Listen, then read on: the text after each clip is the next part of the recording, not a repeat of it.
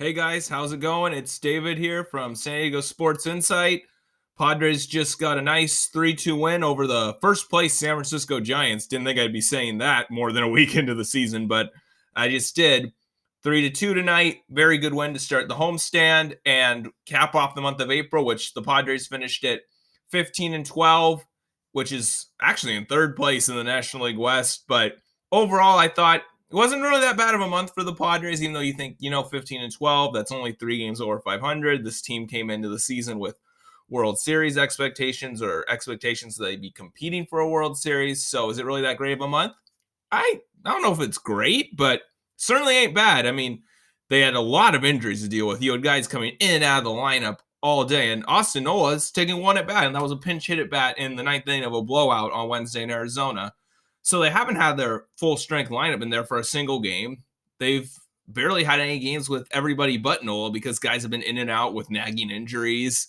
Tatis spent 2 weeks on the IL or a week and a half. Grisham missed the first homestand.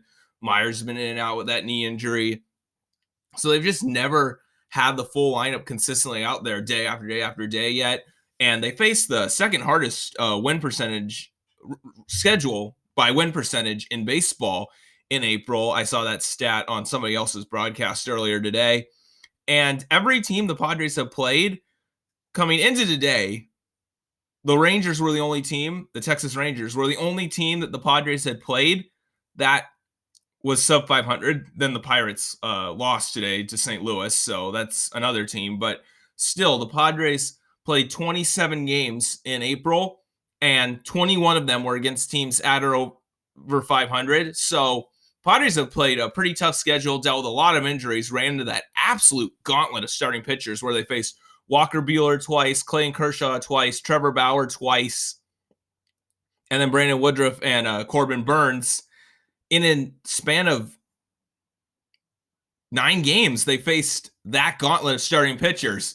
And Adrian Hauser isn't a bum, and he looked like a bum compared to the other guys we faced in that gauntlet. The only concern I really have for the Padres is hitting with runners in scoring position. It got a little better lately. They had a really good game with runners in scoring position, 7 for 11 with a sacrifice fly on Wednesday night in Arizona. It was only 2 for 9 tonight, but it wasn't as bad as it seems because one of those bad at bats was Darvish. So that's going to bring it down a lot. I mean, 2 for 8 is 250. That's a lot better than 222. And that's just one at bat. So a pitcher batting in that situation, that's just unfortunate. It was a rough game for Myers. He made 2 outs with runners in scoring position. But overall, they've been showing improvement in that category lately. And like I said last time, they were so good in that category last year. You just think that they have to turn around, especially because Machado, Tatis, and Hosmer have a track record of multiple years of being good in those situations. So they'll be fine there. That'll get going soon. It needs to. And we got to get starters going deeper into games. I mean, Darvish pitching in the 7th inning for the 4th straight start tonight, but nobody else besides Musgrove can get past the 6th inning, and that's really got to change. I mean, Blake Snell and Chris Paddock can't even get past the 5th inning, and well, I guess Paddock did pitch into the 6th inning in Arizona on Tuesday, but that didn't go so well.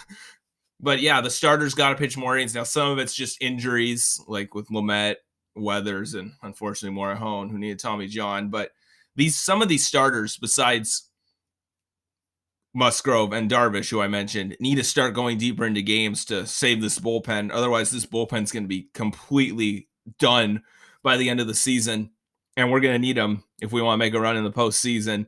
So hopefully the starters start going deeper into games, and hopefully the Padres pick it up with runners in the scoring position. Actually, I'm pretty confident in that. I'm more concerned that the starters aren't going enough innings. So overall, not really a bad month for the Padres. They faced a lot of adversity, but they came out of it in an okay spot, and I really think that they're in a good spot going forward.